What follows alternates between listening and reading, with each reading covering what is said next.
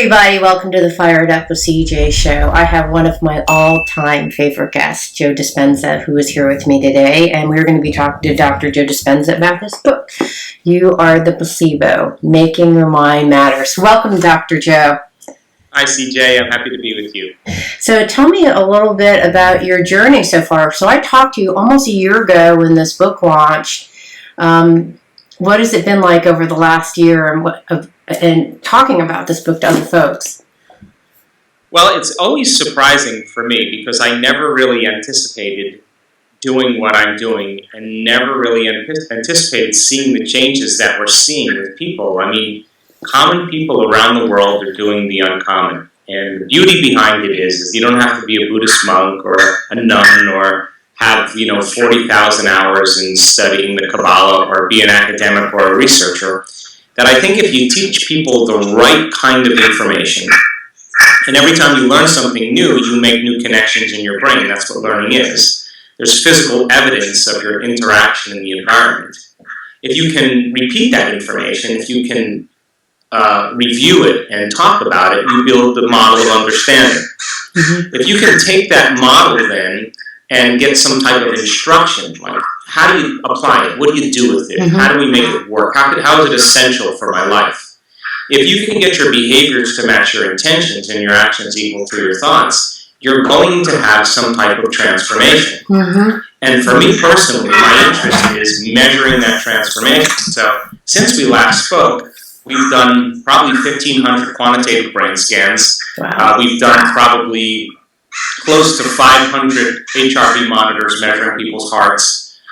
We've measured the energy of the room. We've measured the energy around people's bodies. We've measured the energy centers of their bodies. We've measured epigenetic changes in their saliva and in their urine. Wow. And I can tell you without a doubt that we are capable of doing some pretty amazing things. And where we're at right now is that we're starting to measure supernormal and supernatural qualities in human beings that have never been recorded in scientific history before. So it's an exciting time. Okay, how are you recording, and how do you know that? What are you recording in terms of these supernormal abilities? Okay, well, I'll make it very simple. Like when a nerve cell fires, when it depolarizes, it produces about 40 microvolts of energy squared. That's normal. Mm-hmm. If you have a network of neurons firing together, they can become excitatory and they can go up to 60 microvolts of energy squared, or they can be inhibitory, they can relax, and that's about 10 microvolts of energy. So the normal for most people's brains, when we're just having a conversation like this, the amount of energy we have in our brain is somewhere between 10 and 60 microvolts of energy. 40 is normal. Well, in some of our research, we're capturing over 1 million microvolts of energy. Oh my gosh! Wow. Just a few months ago, we captured 4 million microvolts of energy. So that's 100,000 times normal of the average person. So what does that mean then? Well, what it means is the person is having an internal experience that's transcendent or more real than any past external experience. And so experience now enriches the circuits in your brain, and experience produces emotions. So when a person has an experience to them that is so profound and so real, it is real to them. They can't make their brain do that. The brain is processing a stream of consciousness, and it's happening to them.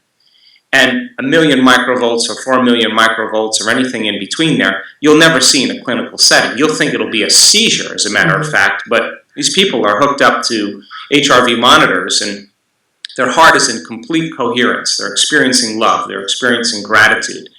Because when you're in gratitude and when you're in love, it turns out that the heart functions in a very rhythmic, normal pattern. When you're vigilant, when you're frustrated, when you're impatient, the heart is very erratic. And so we're teaching people how to regulate their internal states. So that person then who's processing 1 million microvolts of energy in their brain is not having a seizure. They're having a very real experience. In other words, they're having a full-on sensory experience without their senses.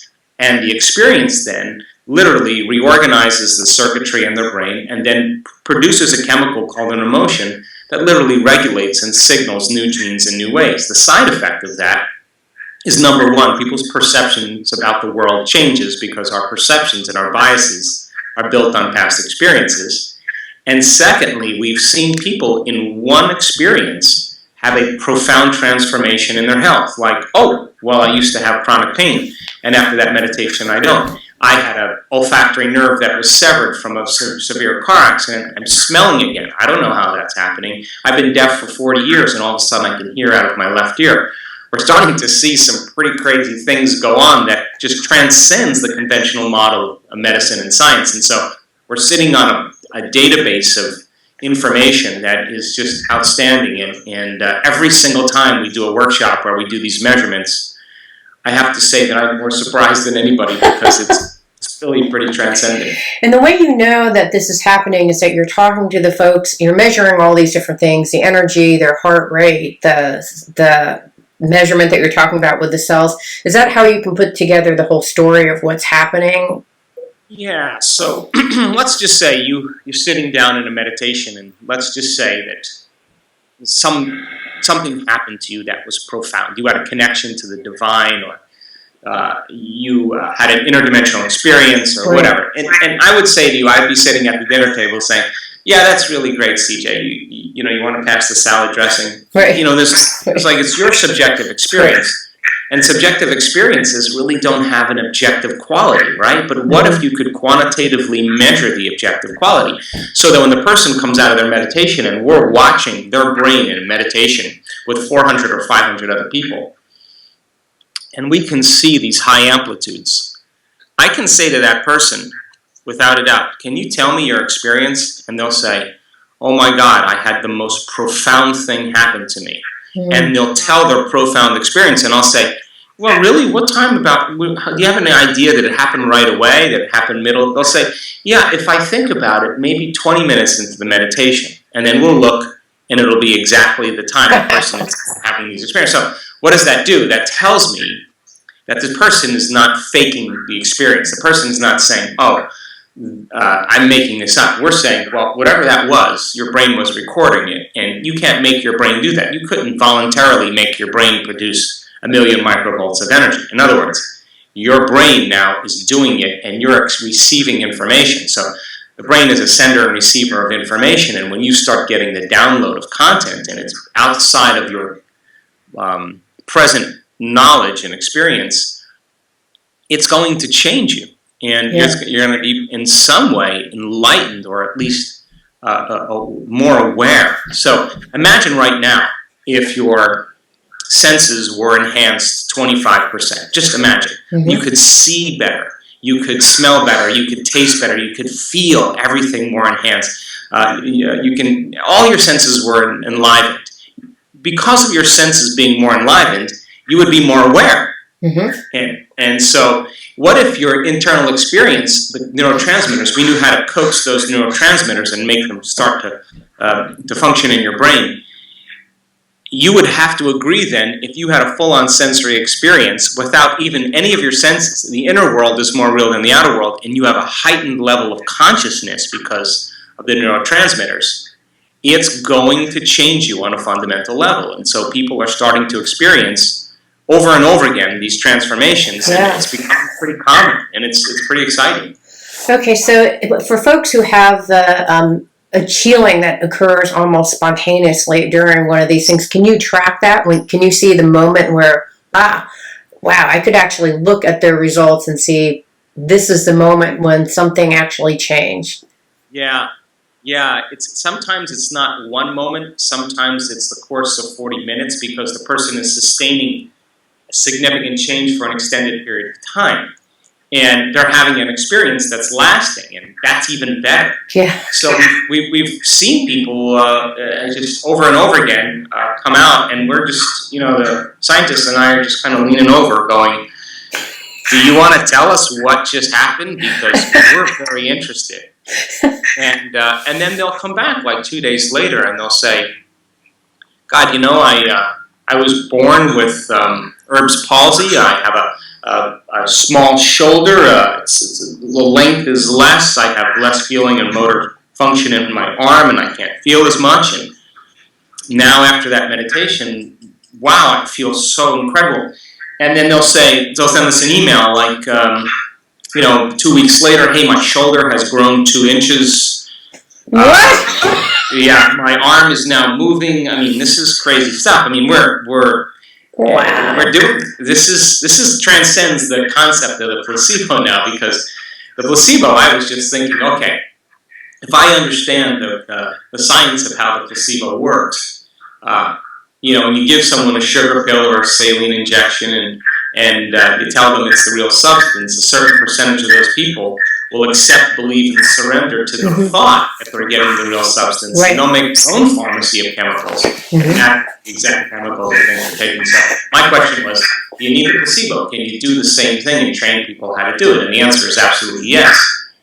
But I didn't expect, once you tap into this field of possibilities, that we would start seeing some of the things that we're seeing. Now, this isn't 100% of the people, but it's enough now where we're seeing kind of a trend now. And I think that whenever you see a trend in anything, trend means it's repeatable. Right. And so we just did an event in Phoenix, Arizona, in the spring, in May. And again, just overwhelmed. We had a couple guests. One neuroscientist came and observed, and he just could not believe what he was seeing. He said, "These are seizures." And I said, "Really? Does that person look like they're having a seizure?" I said, "As a matter of fact, their brainwaves are in delta. They're asleep right now, but they're awake."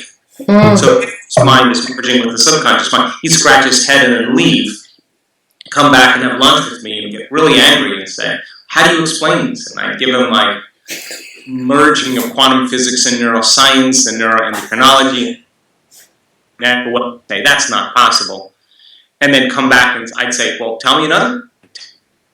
You explain it to me." And so we're on, territory that's just uncharted territory in a sense. So then we did an event in an advanced event where we do all the measurements just 3 weeks ago in Australia.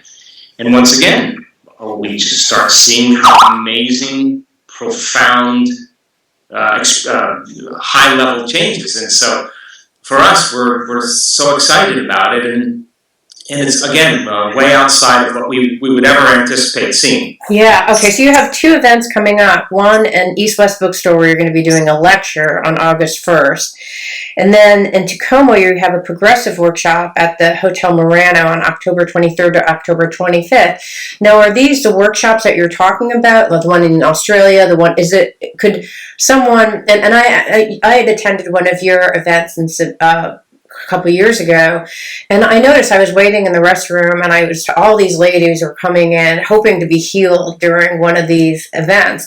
What are the workshops exactly, and how does one, if someone says, "Hey, I would like to try to see if a miracle could happen," how would they participate in one of these workshops? Okay, so I'm going to answer that question in 2 ways. Okay. The first way is that not everybody that comes to the workshop gets healed in one miraculous meditation. Okay. Certain people, it's taken them 10 years to develop a chronic illness because of this mismanagement of their lifestyle and their emotions, which means then it's going to take some time for them to heal. So we have people that cross a river of change that takes them,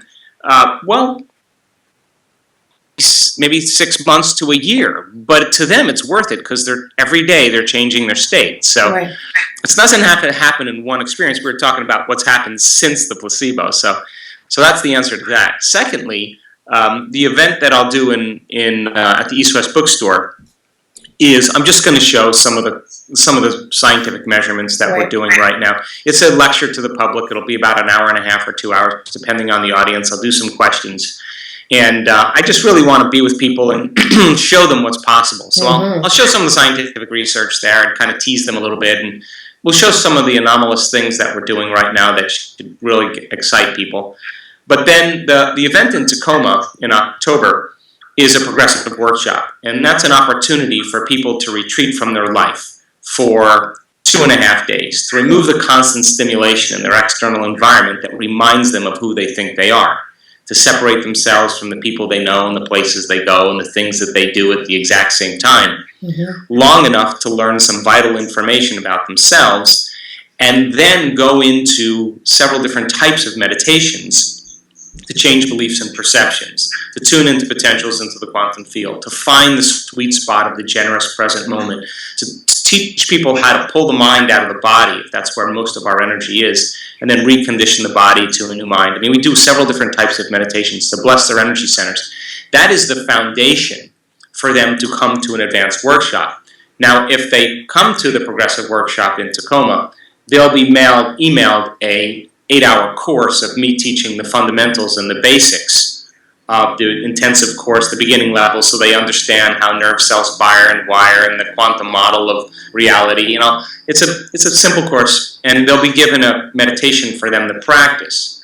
The sooner they register, the more practice they have. But I don't want to teach that any longer because I just don't have the time, and we're just on to other things. So we just gift the 8-hour course for people who register for the progressive. Wow. Once they've done the progressive, then they can come to an advanced workshop. And the advanced workshop, we do 4 a year or 3 a year. We do them in Mexico. We do them in Australia. We're going to do one next week or 2 weeks in Germany. We have a huge audience there, and we'll bring all of our scientists, and we'll do all the measurements. So once they've gone to the progressive, now they have the basics to get to go further into the advanced workshops. And then from the advanced workshops, we do all kinds of wild things. And the advanced workshops always keep changing, so it's always different. Okay, so in the advanced workshops, does every one of the participants have their measurements taken, or is it a small percentage that get pulled out just for scientific research? Everybody will get at least one measurement. Some people 2 measurements, some people get 3 measurements, just because it's more data to tell a better story. So like we have 550 people registered for Germany, and so we'll do probably about 200 brain scans, and then we'll do probably 150 HRV monitors, and then we'll have people measure the energy around people's bodies, and we'll do all kinds of things. Have you actually I'm sure you've been scanned before. Have you actually measured yourself? Yeah, I have. I think every president of any country should have their brain scanned. I'd imagine it's pretty fascinating kind of stuff. Okay, so if it's not the placebo, and I know your answer is I don't know, but you know more than everyone else does because you've been watching these miracles. What do you think is happening? Well, I think the biggest lie, CJ, that we've ever been told is that we're linear beings living a linear life. I think there's, the human being is a mystery. And I think the majority of our time in our waking day, so much of our responses to the external environment is based on our senses. What we're seeing, what we're smelling, what we're tasting, what we're feeling. We're believing that reality is real out here. If you study any scientist who talks about perception, they'll tell you that that's not the case. It's still happening in here, and we're overlaying reality based on our experience the majority of our time. In other words, the brain is an anticipation machine, so you're anticipating the next moment based on your past moment, and because of that, we're very rarely in the present moment. So speaking from my present state of ignorance, of course, I would have to say that when people start to spend enough time in the inner realm, and they understand the principles of the quantum theory of reality, and they understand how their brain works, and they understand that they're not limited by their genes, and they understand how to signal new genes, and they understand about neurotransmitters, and then you help them piece it together. If you get the right environment going, their brain is going to process a different stream of consciousness, and that stream of consciousness is not coming from out there. The stream of consciousness is coming from within, and when they experience that profound inner experience, their brain is processing a new stream of consciousness, and that's when we start to see profound things happening. So I think they're tapping into information. I think the brain is a superconductor of information. I think that when you eliminate the senses and you tune into information, you can get really good at getting out of the way and allowing the brain to process different streams of consciousness and different streams of information. And the cool thing about it, for me personally, is I now know without a doubt that you and I are at our absolute best when we get out of the way, period.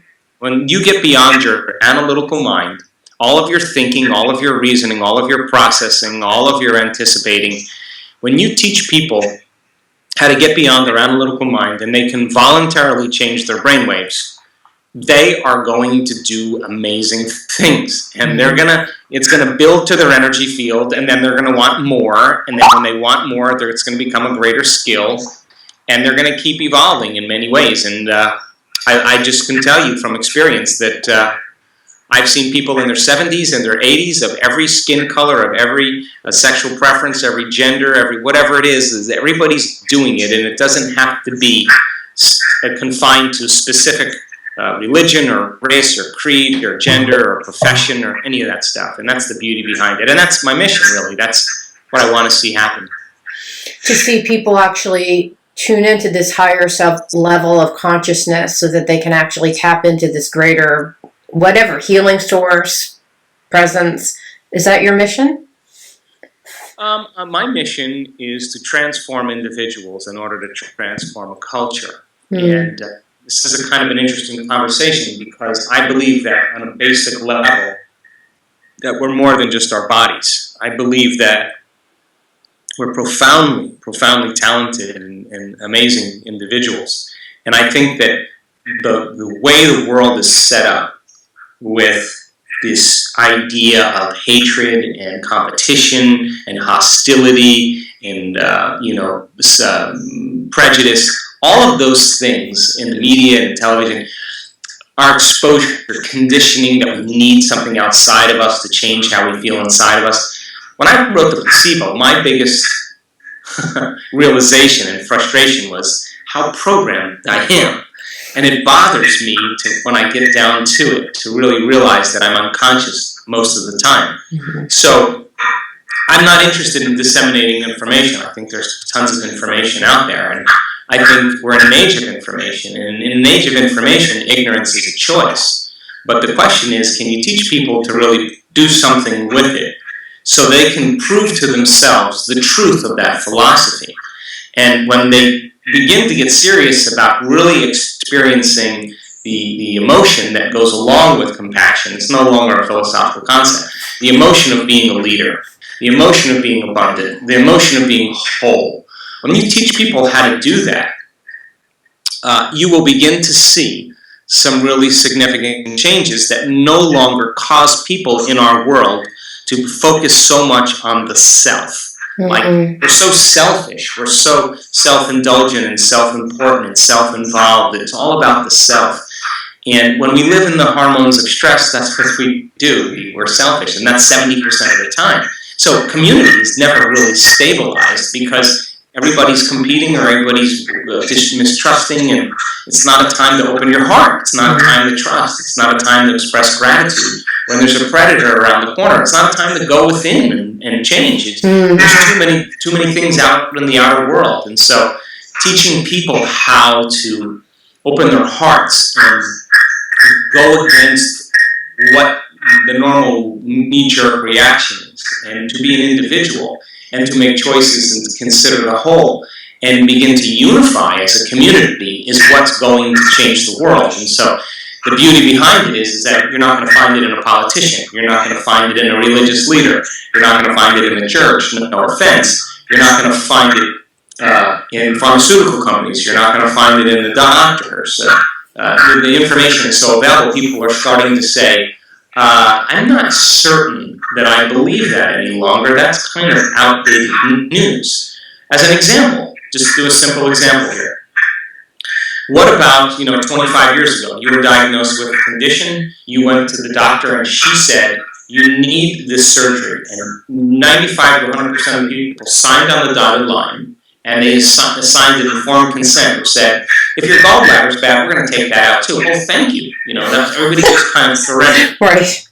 Fast forward to today. You get a diagnosis. The doctor tells you what you have. They give you your treatment options. Everybody goes home and gets on the internet, and they spend hours researching and understanding their own condition. They look at conventional treatment, and they look at unconventional treatment. They look at comments, they look at work, look at experts.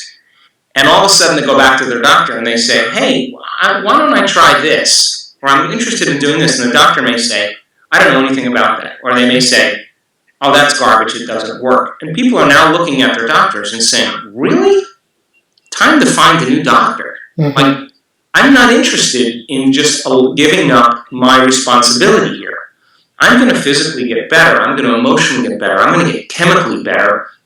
And I'm going to make better choices for myself, because 95% of all health conditions are created from lifestyle, bad choices. And so people are starting to say, well, if I created this condition, maybe I can uncreate it. And Right. it may take me some time, and maybe I'll do conventional things, but I'm going to get my body back in shape. And I'm going to get my mind working again. And I'm going to stop being so out of balance, emotionally. And I'm going to chemically start using supplements and trying these different things, because I want to be a participant in it. And so the paternalistic, monotheistic model of like a person or a group of people having all the answers is finally starting to change. And so that's the question. I want to give people the ability to be able to make their own changes without anything outside of them. And I think we come preloaded with all the machinery to do this. And for me personally, I want to demystify the mystical, so that people have within their reach the understanding of the application. I'm a pragmatist, a practical person. I mean, if you tell me something about quantum superimposition, I'd say, well, really great. Well, how's that going to help a single mother with 3 kids? Right. I want to get down to how it's going to become a practical application. So my interest is to use science as the contemporary model of mysticism. I think science helps to demystify the mystical. The moment you talk about religion or culture or tradition, you're going to divide the audience. But if you use science, you create community. And then if you leave nothing to conjecture, nothing to superstition, nothing to dogma, but the person understands exactly what they're doing, it's a beautiful thing, because now they'll say, I can assign more meaning to what I'm doing. And because I can assign more meaning to what I'm doing, I should get better results. And it turns out we do. Yeah.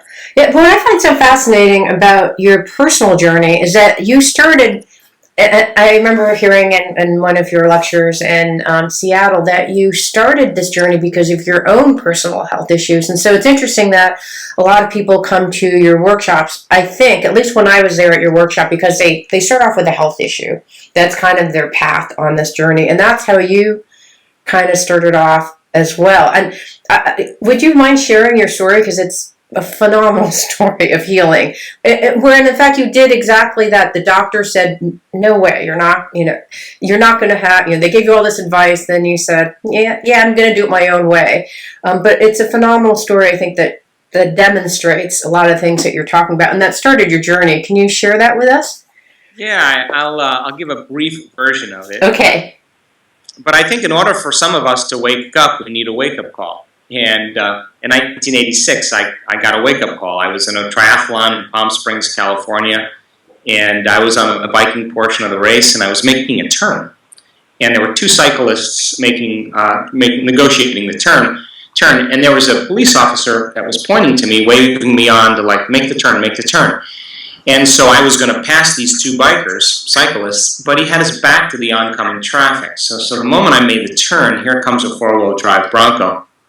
And just kind of basically catapults me out of my bicycle, hits me from behind, and I do this complete flip in the air and land on my back, and I wound up breaking 6 vertebrae in my spine. And when you land hard on your back, either on your back or on your butt, the blocks of vertebrae are volume, and when you land like that, you can compress those vertebrae. And so I compression fractured 6 vertebrae, and the bone fragments have to go somewhere. And in my case, because I landed like this, they went backwards on my spinal cord. Oh, geez. And the top segment, the 8th thoracic vertebrae that was broken, the spinal cord passes through like a little ring like this. Well, the neural arch of that ring kind of broke like a pretzel. So I had quite a bit of cord compression on my spinal cord. So the typical procedure is a Harrington rod surgery, where they cut off the back parts of your vertebrae and then they screw in these long stainless steel rods. And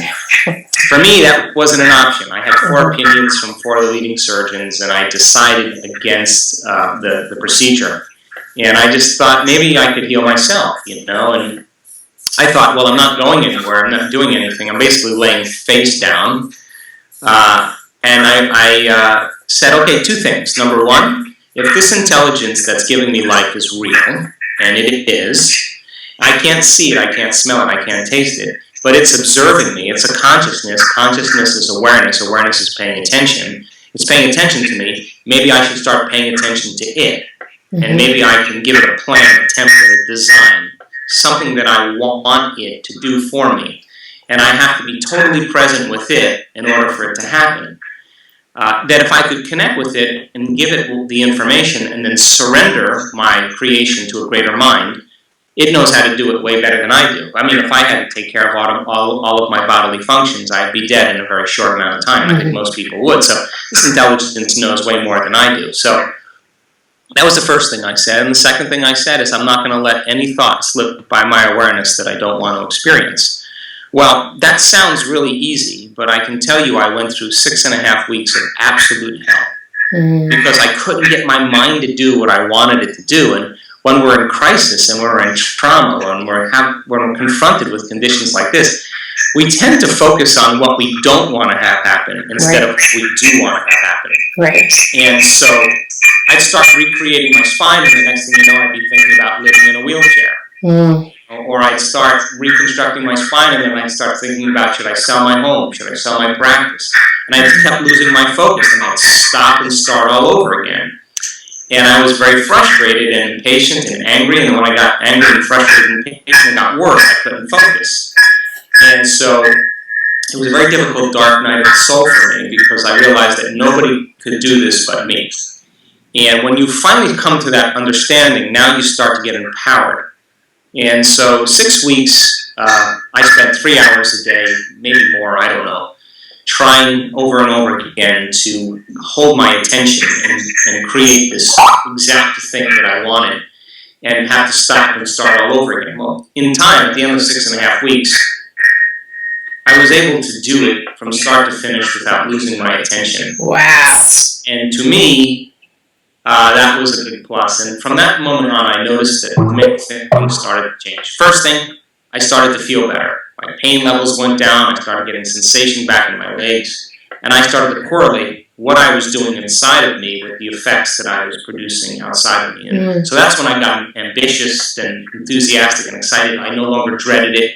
Now, all of a sudden, I started gaining on it. The second thing is that it took me 45 minutes now or less to do it. It normally took me 3 hours because I was firing and wiring new circuits in my brain and I was increasing my attention span. So then I had all this extra time and I was thinking, what should I do now? So I started thinking about the things that I really missed, like watching the sunset. I lived on the beach in San Diego. I didn't even watch the sunset any longer. Taking a shower and standing up, or sitting at the table and eating dinner with my friends, you know. And so I didn't know what I was doing at the time, but I started to select these potentials in the quantum field.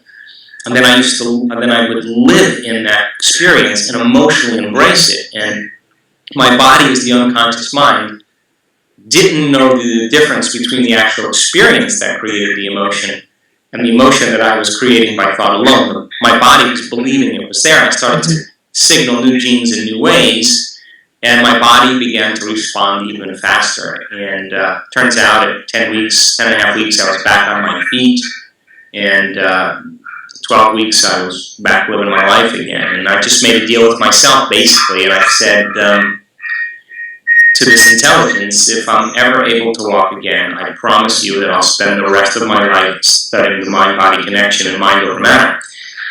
And basically, that's what I've been doing ever since. Wow. Well, and what do you think that intelligence is? I absolutely think it has a consciousness, it is a frequency, it is information, and it carries different levels of energy. And that energy is transcendent of our senses. And people say, well, that energy doesn't exist because I can't feel it. Well, you can't feel your nose either unless you put your attention on it. And if we train ourselves how to tune into that intelligence and then get out of the way, it begins to move through us. It's the same intelligence that's, digesting your food right now. It's the same intelligence that's filtering your blood. It's the same, liters and liters of blood a minute. It's the same intelligence that's causing, 10 million cells to be made right now. This is a giver of life. And that same intelligence is the same intelligence that's creating supernovas in distant galaxies and causing a lily to bloom. It's both within us and all around us. It's personal and universal. And I think that it's transcendent of matter. It's energy and information. It's consciousness and energy. That's the best way I can say it. I guess the hardest thing is surrendering to it. I mean, it's taken me years, and I'm still practicing that, because the moment we try to force an outcome, and I know this from experience, the moment we try to control an outcome, the moment we try to predict an outcome, the moment we try to make it happen and force it, is the moment we doubt our creation. And so we have to lay down the very thing we used our whole life to get what we want for something greater to occur. And that surrendering process is there's a very fine line, CJ, between intention and surrender. Intention is getting clear on what you want. Surrendering is trusting in the outcome. And so if you over-intend, you're trying. If you over-surrender, you're lazy and lethargic. So it's got to be this kind of razor's edge to align those two. Okay, in your own personal example with your accident, I mean, because you were a chiropractor, you were visualizing what you wanted to have happen, because you probably knew, all the different parts of your spine and ideally what you wanted to have it look like and what you wanted your function to be because of your medical training.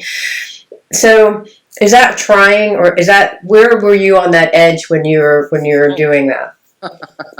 I assure you that I was trying in the beginning. Okay. I assure you that when we're trying, we're working really hard, because it's just like if you're learning how to snowboard. I mean, you get all the information and you can theoretically understand it, but then you get on the frictionless board and you are moving in many different directions and you have no control. So then you're working really hard, and then you keep doing it in trial and error. Sooner or later, boom, it gets easy. You start to relax into it. And so I think that we all try to a certain degree when we're learning something new. But once you understand from enough experiences of doing it, you know when you're there and you know when you're not. And for me, the hardest part is getting there. Once I'm there and I'm connected and I feel amazing and my heart is open, then, it's kind of funny, because all the things you thought you wanted, you no longer want, because you feel so whole and amazing. How could you want anything when you're whole? It means you have it already. And so we know now that this whole brain state is something that we're putting a lot of emphasis on, because when people experience that level of wholeness, and they start to have energy move into this upper center, is the place where we create from. And so when you feel whole, it means you already have it. So there's no longer any trying. It's already yours. You don't know how it's going to happen or when it's going to happen, but really that's none of your business. You want to have a surprise. You want it to come in a way that you least expect, catches you off guard, that leaves no doubt that what you did inside of you produced some effect outside of you. And when you can correlate what you did inside of you with the effect that you produced outside of you, you'll pay attention to what you did and you'll do it again, and it starts to become a skill. So I think that the feedback that we need in our life is the event. And we don't only work with, like people with healing. People create new jobs and they create new relationships and they win the lottery and they have new opportunities and they have abundance or whatever it is that people want. That's your measurement. I mean, your life is your scientific experiment, right? And so when you start to see your life, you doing your inward work, and you start to see these synchronicities and serendipities and these opportunities and things start showing up in your life, you know in the beginning that it's the result of your inner work. Right. And so I think that it's a process. I think that you have to be realistic. In other words, you can't say, oh, I'm going to make $1 million tomorrow, and you're sitting on your couch and you're expecting it to come to you. No, that's not it. You have to create that vision. You have to create that future experience. And then you have to make choices consistent with that vision, because if you don't, then you doubt your creation. You doubt that it's actually real. So getting people to trust in the unknown is, I think, the greatest challenge, because trusting in the unknown, typically the unknown is a scary place, and people cling to the familiar. They'd rather hold on to their guilt. They'd rather hold on to their unworthiness than step into the unknown, because at least they can predict who they are. Yes. But I know from experience that when people get into that unknown and they're comfortable there, and they start to relax into it, and they start creating in the unknown, the best way to predict your future is to create it, not in the known, but in the unknown. And that's when the magic happens, and it happens over and over again. But you can only create, as you said earlier, you can only create based on your understanding on your past experiences. Like you were talking about creating, having dinner with your good friends. And that was the vision after you'd kind of streamlined your meditations when you're there for 6 hours. So, but I mean, your creations are usually based on some form of your experiences, right? So in what way are you creating? When you talk about your creation, what do you mean when you say that? Well, we are reality-producing machines. We're creators by nature. And you either live in a state of survival, or you live in a state of creation. Living in survival is living in stress. And stress is when you're reacting to predators and threatening situations in your external environment. And 70% of the time, people are reactionary individuals that are living by the hormones of stress. And when you're living by stress, the outer world is more real than the inner world. When you're living by stress, you're mobilizing enormous amounts of energy, and your senses are heightened, and you become a materialist, and you try to predict the future based on the past, and you're in a race, bottom line. When you find the present moment, and you disconnect from your body, you forget that you have a body, you forget about the people and things and problems in your external environment, and you forget about time, you become pure consciousness. That's the moment your consciousness begins to merge with the greater consciousness. And when you get good at that, being a creator in that process, you're leaving an imprint of information into the quantum field. Now, it may take several experiences before you begin to see events start showing up in your life, because many people will get up from their meditation and then go around and, open their heart and their meditation and get on the freeway and cut people off. Well, you just lost it. You just returned back to the old state of being. Right. So it takes constant practice to be able to, an awareness, to be able to sustain a certain state. But when you begin to create something, the moment you start thinking in a creative way, your frontal lobe turns on. That's the crowning achievement of the human being. That's 40% of our brain. That's the workshop. That's the CEO, the symphony leader, boss. And you start saying, what would it be like to be wealthy? What would it be like to have a great relationship? What would it be like to be in love with life? What would it be like to have an interdimensional experience? Now, the moment you ask that what-if question, your frontal lobe has connections to all other parts of the brain.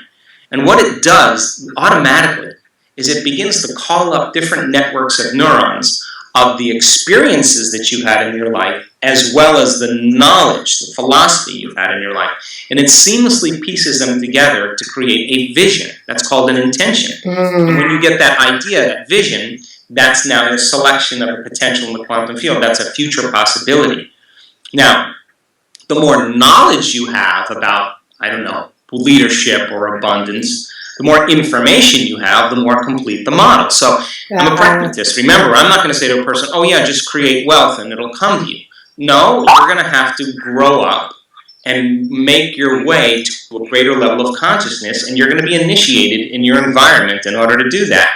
So that means then that on some level, the more you understand the qualities and characteristics of people who have hundreds of times failed and then one more time and succeeded, that's an important piece of knowledge for you to be around. Being plastic and flexible and changing against certain things and giving up parts of yourself and your past is part of the process of abundance, but it's also the process of healing. It's also the process of a loving relationship. So when you can revisit that vision every single day and remind yourself of that future, let's demystify it. You've got a coordinate. You have a direction you're going to go. Now, most people, this is not just an intellectual process, because you have to teach your body emotionally what that future is going to feel like. In other words, You have to feel abundant before your wealth comes. You have to feel whole before your healing can occur. You have to feel empowered before you're a leader. You have to feel love before you have a relationship. You have to feel awe before the mystical moment. And when you combine a clear intention with an elevated emotion, your brain and body are no longer living in the past. They're living in the future now. And if you keep doing that every single day, you will biologically, neurologically, and genetically begin to change your body in preparation for that event. And it may take 60 days, it may take 30 days, it may take a year. But when people understand what they're doing and why they're doing it, the how becomes more easy. And they get to experience the truth of all of this. And that's when they feel more centered, more whole, more happy, and more satisfied with themselves. And they feel self-love. To me, it seems 30, 60 to a year is such a small time. I've been working on this for my whole life. Not my whole life. I'd say for the last 15 years I've been working on it. So we are a work in progress. I mean, I've been working on it since 1986, and I still get angry, and I still get frustrated, and I still get impatient. But the question is, now I'm aware. Yeah, that's true. The question is, how long am I going to stay there? Am I going to be angry all day? Like, for what? Right. I know enough now that the faster I overcome my emotions, the faster I'm no longer attached to my past. But it's trial and error, right? I mean, this is the playground. This is where we're initiated. This is where we figure it out, So you may have been mischievous as a child, but you're not mischievous anymore because you've overcome that aspect of yourself. And so we're always overcoming some aspect of ourself in order to get to the next level. Yeah. And I think that process of evolution is what should never end. That's just my theory. I just don't think it should ever end. I mean, there are people in our work that are in their 70s and 80s, and I love it. They have dreams, and why wouldn't they? They're going to probably live another 20 to 30 years with medicine, and if they keep on tapping to the intelligence, probably longer. And why not? I said to the audience in Carefree in Arizona, how do you become supernatural? You got to first start doing things that feel unnatural. And if you keep doing the things that feel unnatural over and over again, sooner or later you will become supernatural, and that's really where I think the conversation about this that we're talking about right now, I could never have 10 years ago, because there just wasn't an awareness for that. Yeah. It just wasn't there. Yeah. Now I go into a corporation, and you could even say meditation 4 years ago in a corporation. I walk into a corporation, and the moment I walk in, people raise their hand and like, okay, let's talk about brainwaves. Wow. I'm shocked. You don't want to talk about neuroscience and all that? No, we get it. We just want to do it. Wow. Saves me a lot of time in it. Wow. That's very promising. Okay, so folks who actually want to hear more about your research, you can go to You Are the Placebo, Making Your Mind Matter. This is like your first step, I think, as well as your other, your first book, Breaking the Habit of Being Yourself. Is that the title? Breaking the Habit of Being Yourself. Breaking the Habit of Being Yourself, yeah. And then the Seattle lecture and East West Books are on August 1st. Actually see the data. Then go to the Tacoma Progressive Workshop at the Hotel Murano on October 23rd, which you can find by going to drjoedispenza.com. JoeDispenza.com. And then when you do that, then you'll actually be able to get the 8 hours of free meditation, training, and then also be elected to go to some of the advanced workshops. That's pretty good. You did well. And you know what? Here's what I was doing. I was releasing my mind during the whole interview. I'm like, just let it go. Follow the thread. And you know what's miraculous? You still are listening and remembering, because there's a part of you that's like, I hope I can remember all that stuff, but it's there, the higher intelligence. Thank you so much for being here. What a fantastic human being you are. I am just in awe of the work that you're doing. I want to go to Tacoma and take one of these workshops. It's amazing. And I think that there's so much that we can learn that we just don't understand yet. And if we could just open our minds that this is possible, God, miracles can happen. I have to tell you that the concept of a miracle means doing something outside of convention. And when you step into this zone, you will feel, or at least be viewed as foolhardy and insane because you're going against current beliefs. But if you actually are able to pull it off, you'll be considered a mystic, a saint, a genius, because every great person that went against convention faced the same conditions. And I love this time in history right now because I love the idea of common people doing the uncommon, and nobody is excluded from this. Love it. Thank you so much. Thank you, folks. It means so much to me that you're listening to the show. Would love your support in any way by giving me comments below, or to subscribe to the show, or share the show with friends. Thank you again for your support. Love and blessings.